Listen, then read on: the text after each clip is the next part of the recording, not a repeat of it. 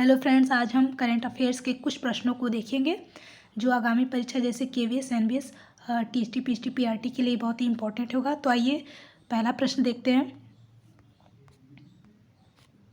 पहला प्रश्न है कि किसके द्वारा गुजरात के वडोदरा में परिवहन विमान विनिर्माण परियोजना के लिए आधारशिला रखी गई।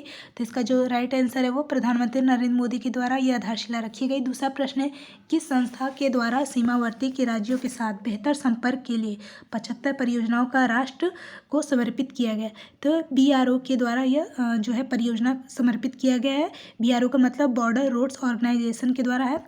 अगला प्रश्न है कि किस देश के वैज्ञानिकों ने पहला स्वदेशी ओवर हाउस मैग्नोमीटर विकसित किया है। तो भारत के वैज्ञानिकों ने पहला जो है स्वदेशी ओवर हाउस मैग्नोमीटर का विकसित किया गया है। अगला प्रश्न है कि कौन सा देश भारत का 7वां सबसे बड़ा व्यापारिक भागीदार बना है। तो वो जो देश है वो रूस है। अगला प्रश्न देखते हैं। 5वां प्रश्न है कि 31 अक्टूबर 2022 को पूरे भारतवर्ष में कौन सा दिवस मनाया गया। 31 अक्टूबर को कौन सा दिवस मनाया गया है। तो राष्ट्रीय एकता दिवस मनाया गया। अगला प्रश्न देखते हैं। 6ठा प्रश्न है कि किस देश में पहले association of south east Asian nation का जो है भारत स्टार्टअप फेस्टिवल 2022 का उद्घाटन किया हुआ है। तो इंडोनेशिया के द्वारा इसका उद्घाटन हुआ है। अगला प्रश्न है कि किस राज्य सरकार के द्वारा साइबर इंटेलिजेंस यूनिट स्थापित किया जाएगा।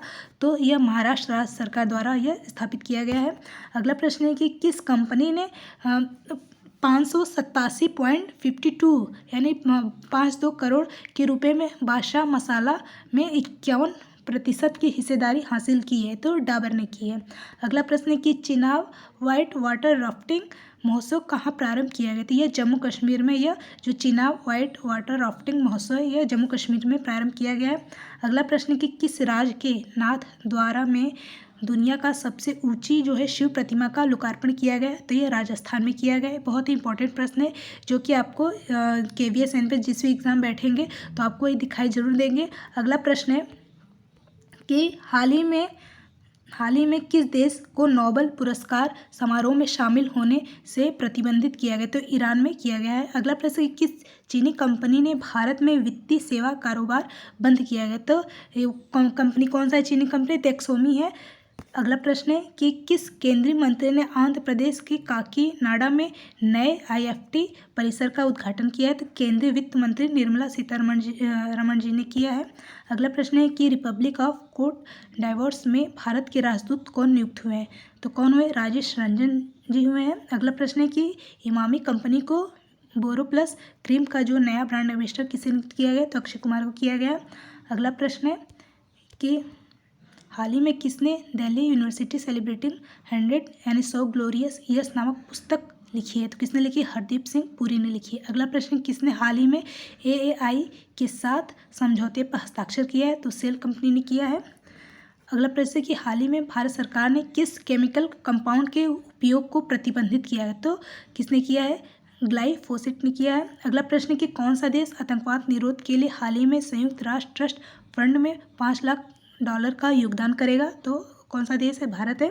अगला प्रश्न है कि हाल ही में कौन साइकिल से 20,000 किलोमीटर की यात्रा करके सभी राज्यों का भ्रमण करेगी। तो वह है आशा राजूबाई मालवी हैं जो कि 20,000 किलोमीटर की यात्रा करेंगी साइकिल से।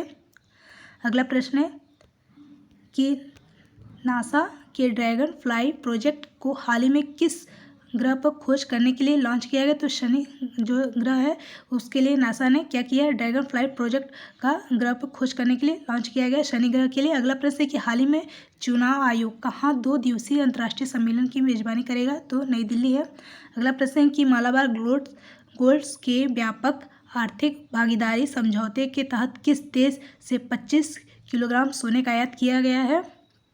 तो कौन सा देश है। यूएई है। अगला प्रश्न है कि हाल ही में सरकार ने एवियन इन्फ्लुएंजा के प्रकोप की जांच के लिए कहाँ टीम भेजी है। तो केरला भेजी है। अगला प्रश्न है कि हाल ही में एलोन मस्क ने कितने बिलियन डॉलर ट्विटर का अधिग्रहण किया है। तो $44 बिलियन का अधिग्रहण किया गया है एलोन मस्क ने।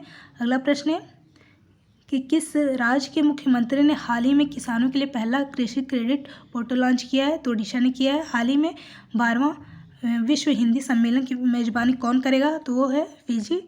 अगला प्रश्न है कि आईपीएस अधिकारी उमेश मिश्रा को हाल ही में किस राज्य का नया डीजीपी बनाया गया है? तो वह राजस्थान में बनाया गया है। अगला प्रश्न है, अंतिम प्रश्न है कि हाल ही में किस देश का जो हार्ट्सफील्ड जैक्सन अटलांटा अंतर्राष्ट्रीय हवाई अड्डा दुनिया का जो है सबसे व्यस्त हवाई अड्डा बना है, तो कौन सा है? तो अमेरिका है।